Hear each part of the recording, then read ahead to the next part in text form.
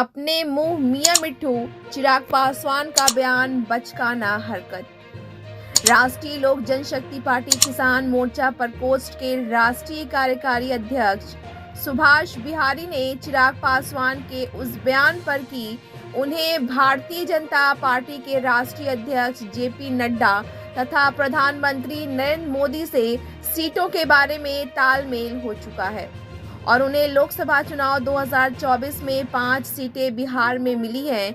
इस पर पलटवार जवाब देते हुए सुभाष बिहारी ने कहा कि लोग अपने मियां मिट्ठू बनते हैं, जबकि ना तो भारतीय जनता पार्टी के राष्ट्रीय अध्यक्ष जेपी नड्डा की ओर से, ना ही भाजपा के किसी वरिष्ठ नेता की ओर से और ना ही एनडीए के किसी वरिष्ठ नेता की ओर से कोई ऐसा बयान आया है जिससे यह कहा जा सके कि इस तरह की हरकतों से जाहिर होता है कि चिराग पासवान कितनी बचकाना हरकतें करते हैं। आगे अपने बयान में सुभाष बिहारी ने कहा कि हमारी पार्टी सबसे पुरानी और विश्वसनीय घटक दलों का हिस्सा है। हमारी पार्टी के 5 सिटिंग सांसद हैं और घटक दलों से हमारा सबसे पुराना संबंध है। चिराग पासवान का तो अपना कोई ठिकाना नहीं है। वैशाली की जनसभा को संबोधित करते उन्होंने कहा कि मेरा कोई घटक दल नहीं है, मैं बिहार और बिहार वासियों के साथ हूँ। चिराग पासवान का इस प्रकार का बयान हमेशा आता रहा। कभी यह मंत्री बनने की घोषणा करते हैं तो कभी कुछ और की। ऐसा ना हो कि कहीं धोबी का कुत्ता ना घर का ना घाट का हो जाए।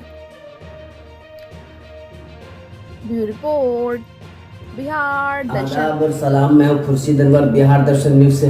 अभी मैं आया हूँ राष्ट्रीय लोक जनशक्ति पार्टी के किसान मोर्चा प्रकोष्ठ के राष्ट्रीय कार्यकारी अध्यक्ष सुभाष बिहारी जी से मिल रहा हूँ मैं। कल आइए जानते हैं कल का जो चिराग पासवान जी ने जो दिया कि उनको पांचों सीटें मिल चुकी हैं और हाजीपुर से वो चुनाव लड़ रहे हैं। क्या कह रहे हैं इस पर और भी बहुत सारे रिएक्शंस आए हैं। भाजपा के कुछ नेताओं का भी रिएक्शन आया है। अभी आइए मिलते हैं सुभाष बिहारी से।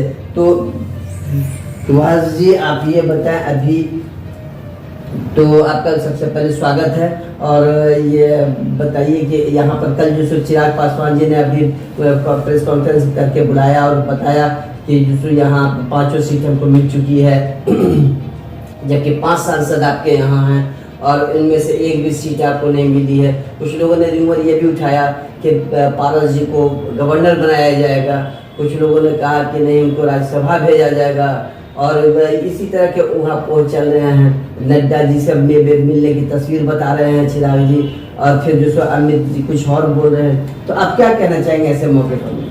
सबसे पहले तो मैं आपके चैनल के सभी श्रोता को साधुवाद करता हूँ, साथ ही बिहार के समस्त सम्मानित जनता से अपील करना चाहता हूं, किसी भी गठबंधन धर्म में किसकी क्या सीट शेयरिंग हुई, किसको क्या मिलेगा, ये एनडीए के शीर्ष नेता तय करेंगे। मिलना व्यक्तिगत कोई भी किसी से मिलता रहता है जब राजनीति करने वाले लोग हैं, और निश्चित रूप से राजनीतिक पार्टी के बड़े नेता छोटे नेता सभी से मुलाकात होती है। उस फोटो को दिखा करके ये बचकाना हरकत करना, ये बचपनापन दिखाना और हमें 5 सीट मिल गया, स्वयं इसकी घोषणा करना।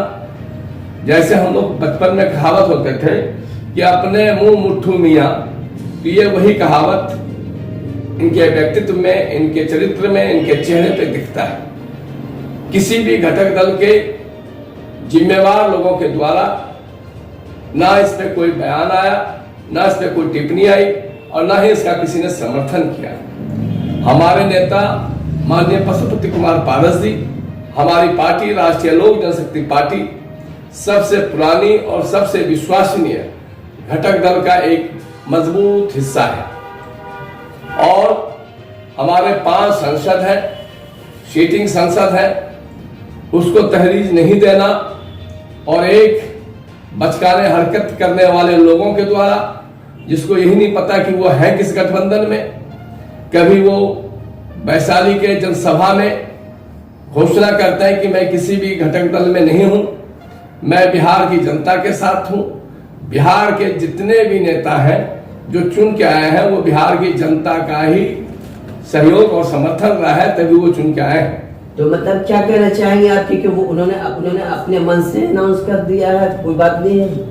देखिए, किसी घटक दल के शीर्ष नेता ने उसका समर्थन नहीं किया है और निश्चित रूप से इनका बचकाना हरकत आपने आज पहली बार नहीं देखा है।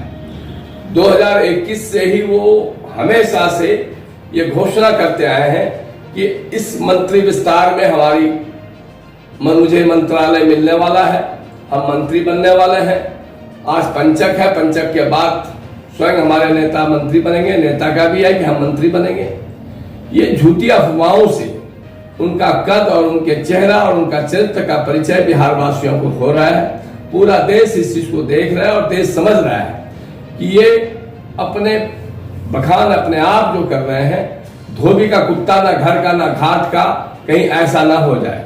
और निश्चित रूप से चुनाव हाजीपुर की जनता तय करेगी कि हमारा नेता कौन होगा। हमारा नेता माननीय पशुपति कुमार पारस जी हाजीपुर की जनता का 1977 से लगातार सेवा कर रहा है। एक एक कार्यकर्ता को जान रहे हैं, जो अपना दावा ठोक रहे हैं। उनको ये नहीं पता कि हाजीपुर में कितने प्रखंड हैं, हाजीपुर में कितने पंचायत हैं और हाजीपुर में कौन कौन से गांव का क्या उनका नक्शा है। उसको इस चीज का ज्ञान नहीं है। हाजीपुर की जनता नकारेगी, वो कई कारणों से नकारेगी।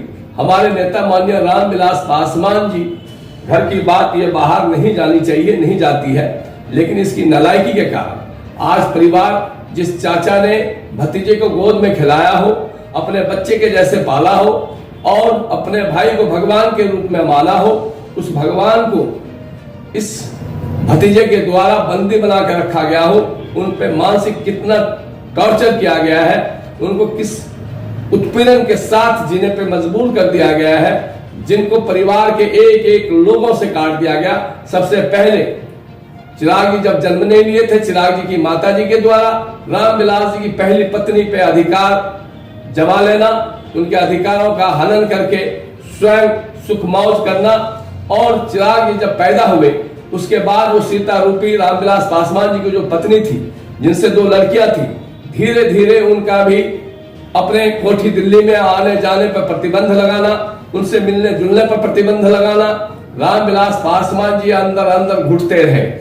हाजीपुर की जनता का जो उन्होंने एक व्यवस्था बनाया था, कारण वो जानते थे हमारे नेता बहुत गरीबी, दलित घर से, गरीब परिवार से उठ करके आज देश के सबसे ऊंचे परचम पर वो विराजमान रहे।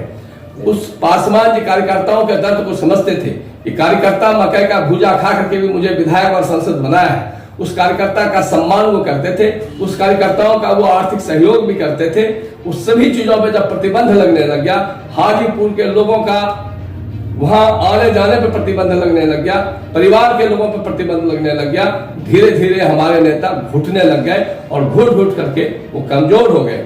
यहां तक कि उनके साथ अभद्र व्यवहार भी हुआ, जिसके कारण वो व्हील चेयर पे आए और क्षेत्र के लोगों को, परिवार के लोगों को या किसी उनके नजदीकी लोगों को उनसे मिलने पर प्रतिबंध लगाया। और सिर्फ इनका ये था, ये फिल्म में फ्लॉप हीरो इनको लगा, कारण इनको सोने की चम्मच से ये पैदा हुए और इनको लगने लग गया कि रामविलास पासवान जी को नेतृत्व करना नहीं आता है, मैं होता या मैं उससे बेहतर नेतृत्व कर सकता हूं। उन्होंने कई बार हाजीपुर की जनसभा को लेकर के बोला है कि रामविलास पासवान से ज्यादा जनसलाभ हमारे साथ है, जबकि उस नालायक को यह नहीं मालूम कि रामविलास पासवान जी की वजह से ही उनकी पहचान है। रामविलास पासवान अपने नाम के आगे से हटा दे, उनको कोई पूछने वाला नहीं है और उनकी स्थिति होने वाली ही है। इस चुनाव के बाद उनकी सारी पोल खुल जाएगी। जिस क्षेत्र की जनता ने 2 बार सम्मानित करके गौरव के साथ जिताने का काम किया, उस जनता को ठोकर मार करके भाग करके वो हाजीपुर की तरफ आ रहा है और सिर्फ जो रामविलास पासवान जी की विरासत है, उस विरासत को उठाना चाहता है। उस कार्यकर्ताओं का उसने मानसिक और व्यवहारिक उत्पीड़न करना चाहता है।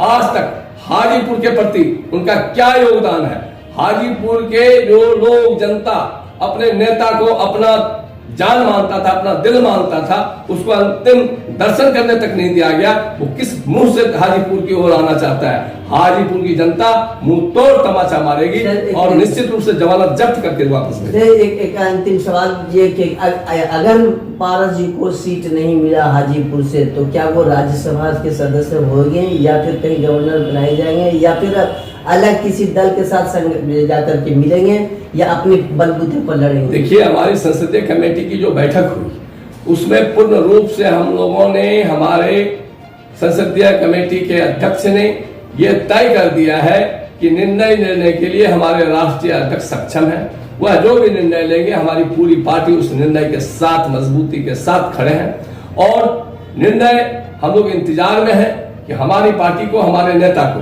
कानून की जिस ईमानदारी के साथ और जिस विश्वास के साथ हम लोग धर्म नेता को अपना जान मानता था, अपना दिल मानता था, उसको अंतिम दर्शन करने तक नहीं दिया गया। वो किस मुंह से हाजीपुर की ओर आना चाहता है? हाजीपुर की जनता मुंह तोड़ तमाचा मारेगी और निश्चित रूप से जमानत जब्त करके वापस भेजेगी। एक अंतिम सवाल ये कि अगर पारस जी को सीट नहीं मिला हाजीपुर से तो क्या वो राज्यसभा के सदस्य होंगे या फिर कहीं गवर्नर बनाए जाएंगे या फिर अलग किसी दल के साथ जाकर के मिलेंगे या अपने बलबूते पर लड़ेंगे? देखिए, हमारी संसदीय कमेटी की जो बैठक हुई उसमें पूर्ण रूप से हम लोगों ने, हमारे संसदीय कमेटी के अध्यक्ष ने ये तय कर दिया है कि निर्णय लेने के लिए हमारे राष्ट्रीय अध्यक्ष सक्षम है। वह जो भी निर्णय लेंगे, हमारी पूरी पार्टी उस निर्णय के साथ मजबूती के साथ खड़े हैं और निर्णय हम लोग इंतजार में है कि हमारी पार्टी को, हमारे नेता को कानून की जिस ईमानदारी के साथ और जिस विश्वास के साथ हम लोग गठबंधन धर्म को निभाया है और उस पर विश्वास किया है, अगर हमारे साथ विश्वासघात होगा तो निश्चित रूप से हमारे नेता ने बोल दिया है कि हम राजनीतिक करने वाले लोग राजनीति करेंगे। हम साधु और संन्यास नहीं है कि हम जाकर के मठ में या मंदिर में बैठ जाएंगे। हम निश्चित रूप से चुनाव लड़ेंगे और हमारे नेता ने स्पष्ट शब्दों में ये पूरे देश को संदेश दे दिया है कि हम हाजीपुर से ही चुनाव लड़ेंगे और निश्चित चुनाव लड़ेंगे।